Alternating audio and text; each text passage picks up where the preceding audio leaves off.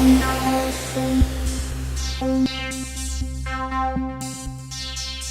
had a consultation with someone yesterday and they talked about, can you take a stock or an equity, an ETF long on the daily if the weekly's bearish? And the answer is yes.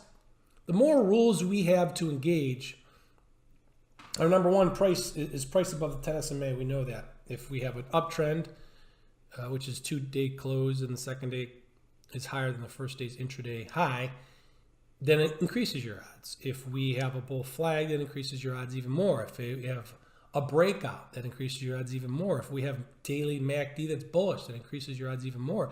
If MACD is at new highs with price, it increases your odds even more.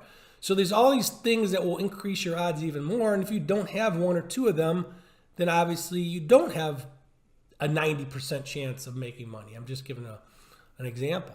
So maybe you have a 70%. So the more rules you have to engage, we talked about all the stars being aligned. Just real fast for clarity on that. Whereas in November, right here, is when I went all in leveraged long, November 2016. And I rode this up most of the way being leveraged long, 130, 140, 150% long market exposure. And, when we broke this downtrend line here, I got leveraged long again. And then I posted, this is a weekly chart, that when we broke this uptrend line, I went to all cash, right? We've been in now 1, 2, 3, 4, 5, 6, 7, 8, 9, 10, 11, 12, 13, 14, 15, 16. Let's just say 17-week uptrend. And we're not going to pick the top. But at some point, you will come and recheck this 10 SMA, which is 2960 and rising. And most likely, it's going to be a buying opportunity.